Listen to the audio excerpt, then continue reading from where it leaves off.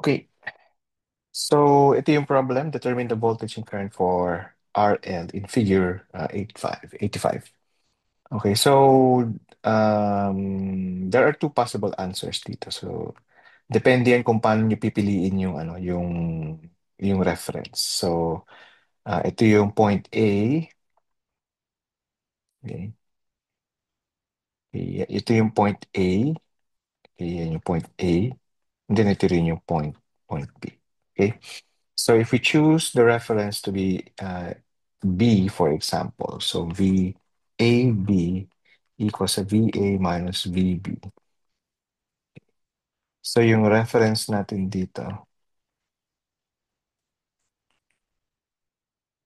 ibig sabihin, tawag dito, magdedepende yung yung sagot natin sa kung positive or negative yung current, sa kung ano yung lalabas dun sa point. Sa difference in voltage between point A and point B. Okay, now tulad ng sinabi natin before, this is just a simple na voltage divider problem, but instead ang voltage divider dito ay separated into two branches. Okay? So to get point A, yung voltage at point A with respect to this reference, okay, to that reference, okay, equal yan ngayon sa 1, sorry, R3, diba? R R3 over R1 plus R3 times Vs, which is equal to 2.2 kilo ohms divided by 2.2 kilo ohms plus 1 kilo ohm times 5 volts. Okay? And yan ay equal sa, okay, kung gagamitin niyo yung calculator ninyo, anong kalalabasan dyan?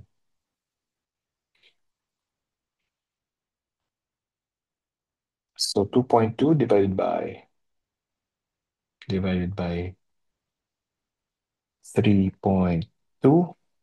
okay, times 5, so 3.4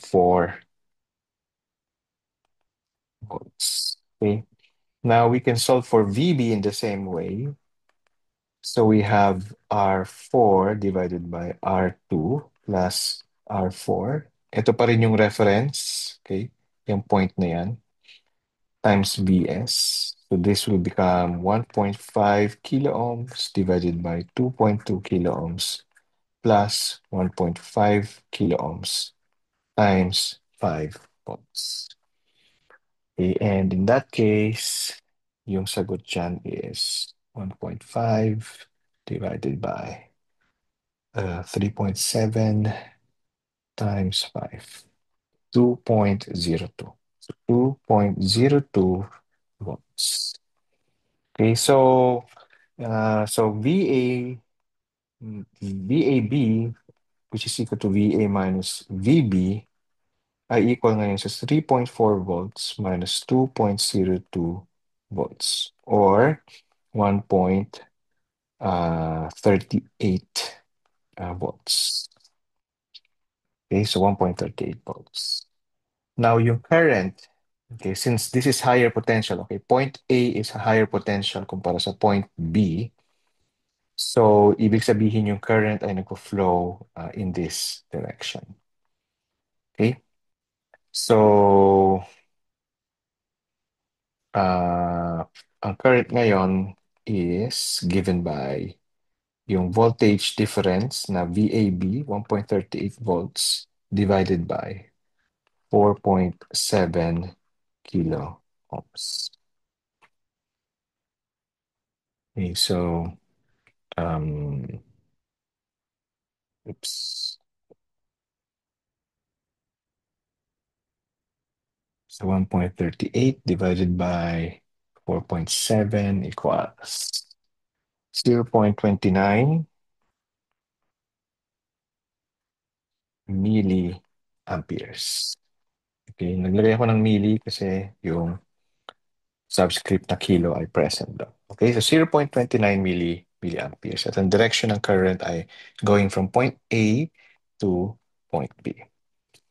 Okay, notice okay, na if you choose A as reference, okay, VB minus VA, A is the reference point.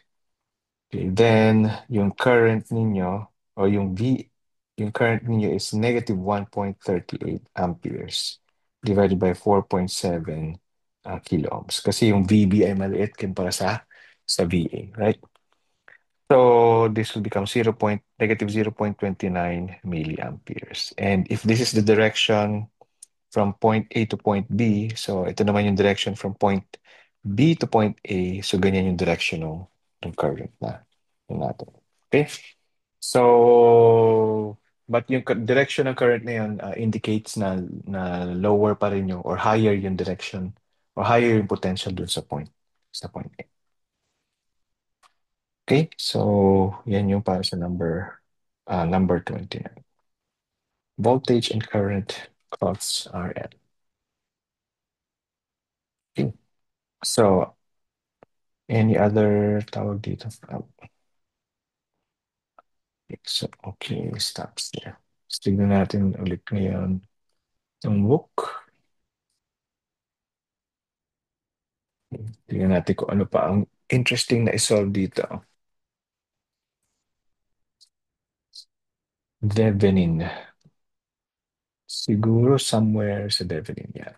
Kasi yun yung parang mahirap i-take in.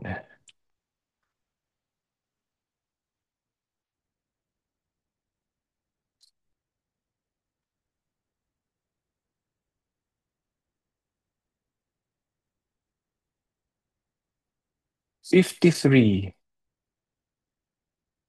Problem 53.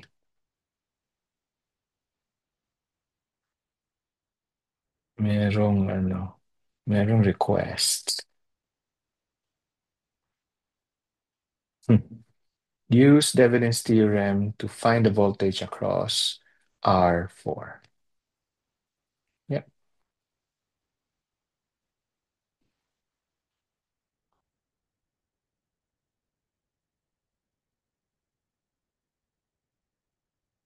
Dali ah. I-copy ko lang dun sa.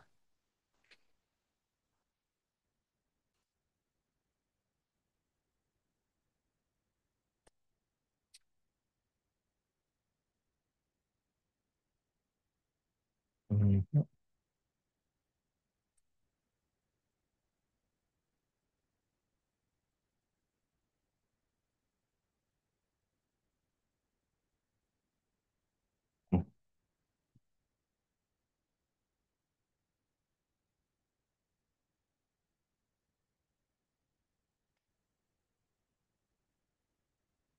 Okay, sige. Share. And then dito naman tayo mag-share. Mm.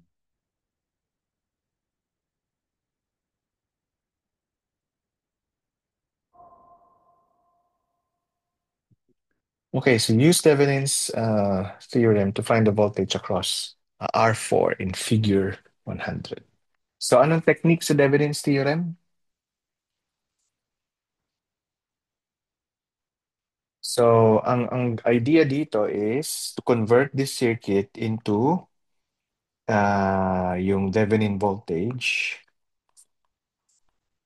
okay, and the Thevenin resistance. Okay, so RTH at saka yung Thevenin resistance, right? Right? So gusto niyo i-convert yan into this. Okay. Tapos ito yung ating reference, R4. So in other words, ano yung nakikita nung R4? Diba? Okay? So, anong gagawin natin dito ngayon? Siyempre, isi-simplify natin yung circuit. Pero first, paano simplification yung kailangan gawin?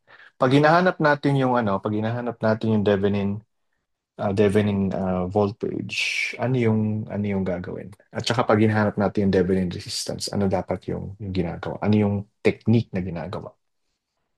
Anybody? So ilagay nyo lang doon sa chat box yung sagot. So pag Thevenin resistance, ano yung technique?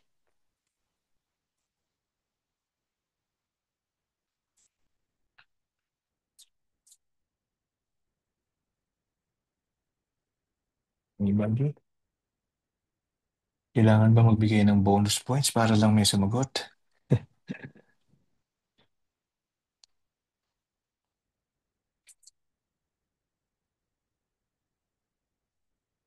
So anong method? Pag Thevenin voltage, dapat isi-short or open.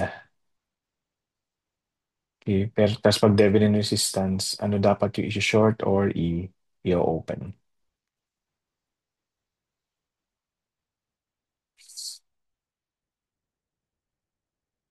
So anyone na merong knowledge about this.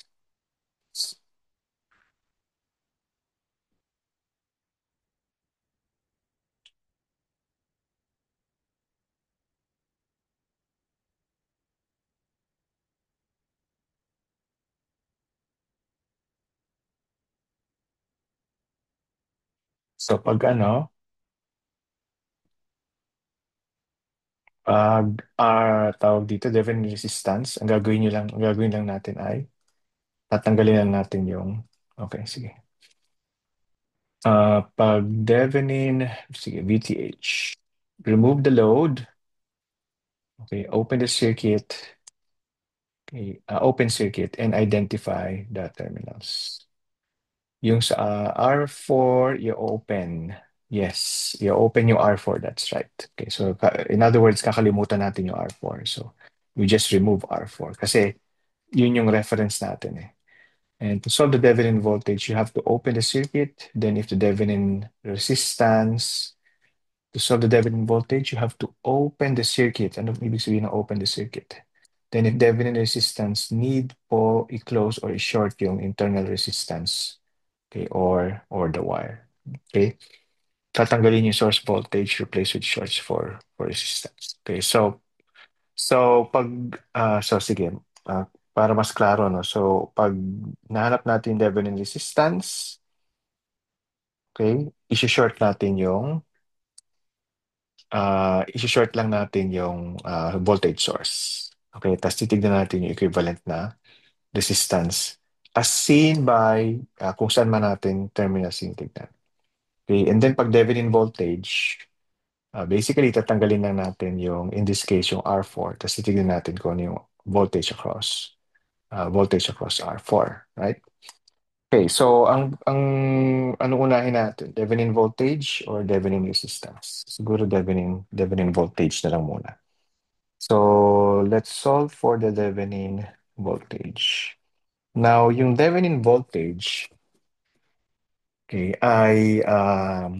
to solve for the Thevenin voltage, ignore natin itong R4. So we're looking at yung output voltage dito sa R4. Okay, so dito yung output. Now, ang isang bagay na nagpapakomplika dito is that meron tayo nitong terminals na ito. Okay. So, paano natin i-approach yung ano na yan, yung terminals? Definitely itong resistor na to is in series with the source voltage.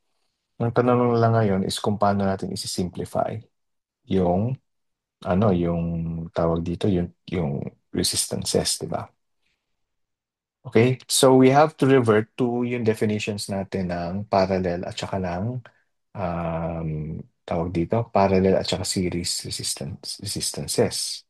So which one of these ay parallel at saka ang tawag dito, and then alin sa kanila yung series? Ano sa tingin ninyo? So alin alin sa mga to yung parallel? Okay, so sige, ganito. Pwede kong i-redraw tong circuit. Okay. Teka, yan ako lang. So, i-redraw ko tong circuit. So, ganito ko siya i-redraw. So, R1, okay, para lang mas maging klaro sa inyo, no? And then R2, and then R3, and then yung source. Okay, tapos yan. And then ito, tapos R6. Okay, tapos dito naman ay R5. So R1, R2, R5, R3, and then R6. And then we're taking the output here. Okay? So 50 volts yun. Do you think na pareho lang itong dalawang circuit na ito? Nakikita nyo ba na pareho lang sila? Okay? Kasi essentially, itong branch na to, okay, pwede naman siya makipagpalit with this, di ba? So pwede natin pagbaliktarin yung dalawa na yan. So now we will be taking the output across here. Tama? Nakikita nyo ba yan? Okay. So in this case, okay, kung titignan ninyo mabuti, okay, eto at saka yan, siyempre connected sila, so short sila, di ba? Connected sila. So it's just one tawag dito, junction. Okay. Tapos, here, it's another junction. Okay. And both of these junctions are connected and ay konektado yung R2 at saka R5. So which means na ang R2 at saka ang R5 ay parallel sa isa't isa. Okay, so pwede natin i-simplify itong circuit further into this. So, yung R1, and then R2, R5 na parallel. Tapos ito yung R3. Tapos ito yung source voltage. And then yung R6. And then yung output. Okay, so R6. Tapos ito, R2 parallel to R5. Okay, ang R2 parallel to R5 is, so since pareho sila, 3.3 tsaka 3.3, that's just one half. So R2 parallel to R5 is 3.3 kilo ohms divided by 2. So 3.2, 1.6, 1.65. So sabihin natin 1.65 kilo ohms. Okay? R2 parallel to R5. Okay. Any other simplification na pwede nating gawin? So at this point, kitang-kita na natin na yung R1 ay in series with R2 at saka R5. Okay, so ito yung first step, ano? First step is we simplified R2 at saka R5 kasi parallel sila. Ang second step, okay, ay ito naman. So, second step is R1 plus R2 parallel to R5 kasi nakaseries sila. Right? Okay, so ang R1 is 1 kilo ohm. So this will become 2.65 kilo ohm. Okay, so na-simplify na natin sila into this type of circuit. So, yan. Ganito ang gawin natin. So ito, and then yung 50 volts. So this is R3. Tapos ito yung R1, or sige, R6. R6 nga ba yun? Okay, and then ito, yung R1 plus R2 parallel to R5. Okay. Then dito, mas klaro na parallel yung R6 at saka R1 plus R2. R1 plus R2 parallel sa R5. Okay, so ito naman ang isi-simplify natin next. So R3, and remember, we're still taking the output here. So be that. So R3, sorry. So this will become R3, and then yung simplification. Okay, so R3, and then R6 parallel to R1 plus R2 parallel to R5. Okay. So ang step, ano namang step? Step 3 is R6 plus, oh sorry, R6 parallel to R1 plus R2 parallel to R5. Okay. Equal yan sa, so ang R1 plus R2 parallel to R5 is 2.65 and yung R6 ay 4.7 kilo ohms. Okay. So 4.7 kilo ohms parallel to 2.65 kilo ohms. Okay. At equal yan sa, sige, let's do some calculations. 1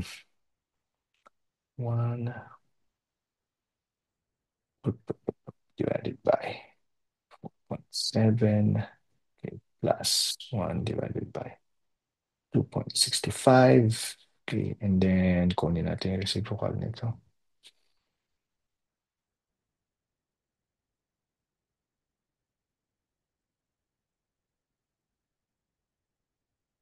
Okay, 1.69, 1.7. Paki-double check yung mga sagot. So this is 1.7 kilo ohms. Okay. So, and then again, we're taking the output here. Okay, so ano na yung end result natin? Ano na yung result natin thus far? So, okay, so we have yung R3. Ang R3 is 4.7 kilo ohms. And then we have itong equivalent na result, equivalent na resistance na 1.7 kilo ohms. Okay, and then 50 volts yan. Then we want to take the output here. So, kung titignan nyo mabuti, this is now reduced to a simple voltage divider equation. Okay, so this will be equal to 1.7 kilo ohms divided by 4.7 kilo ohms plus 1.7 kilo ohms times 50 volts. Tama no, 50 volts. Okay, so ang Thevenin voltage ngayon ay equal sa, so 1.7 divided by 5 is 6.4, okay, times 50, so 13.3 volts.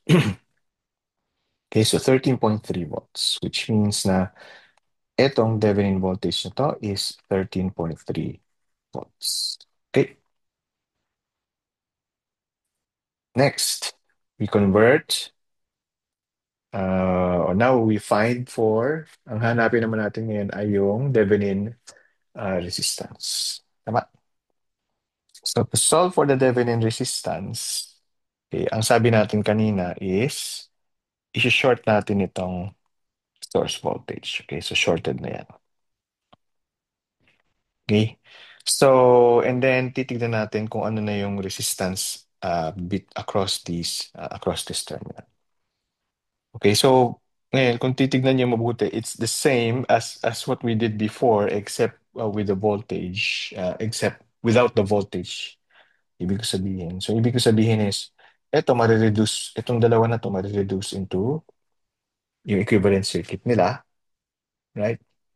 And then ito magiging series dito. Tama?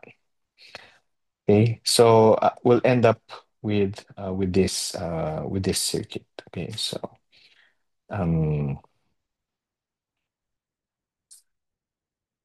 so we have oh, so we have this, okay, which is yung R1 plus R2 parallel to R5.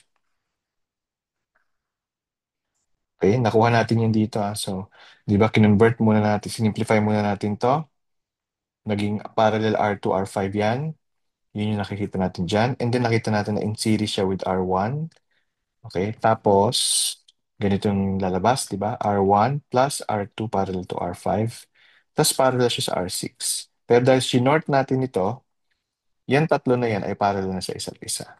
So yung Thevenin resistance ngayon, okay, is computed from yung parallel equivalent circuit ng R3, R6, at yung R1 plus R2 plus R5. Okay. Ang R1 plus R2 plus R5, R1 plus R2 parallel sa R5 ay 2.65 kilo ohms. Ang R3 ay 4.7 kilo ohms. At ang R6 ay 4.7 kilo ohms din.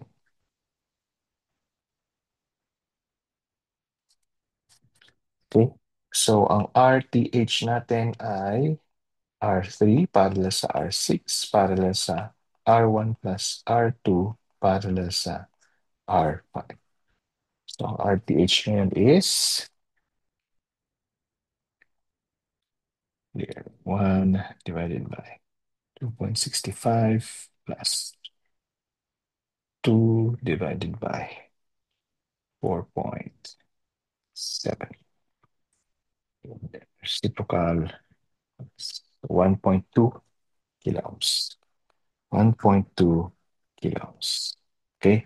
So, ang ating Thevenin equivalent ngayon na circuit, okay, can be written as this. So, ito yung Thevenin voltage, ito yung Thevenin resistance. Ito ay 13.3 volts at yung Thevenin resistance naman ay 1.2 1.2 kilo ohms. Okay? So, yan ang final answer niyo sa case na yan.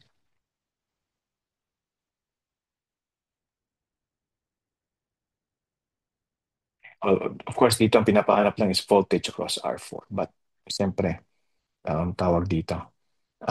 Well, we can just as easily solve for yung full na Thevenin equivalent circuit, okay, by doing this method. Okay? So, clear ba yung solution?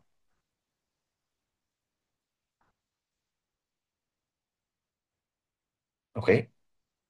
Any questions? Any questions pa? Or meron pa kayong gustong ipasolve na mabilis lang? Kasi 10 minutes na lang yung natitira.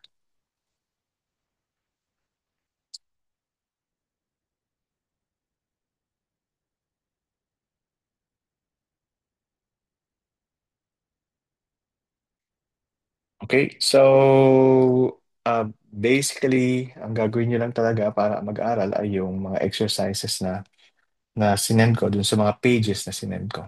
Okay, sa email, previous na email. Okay, and yun lang, mag-solve lang talaga kayo mag-solve nung problems.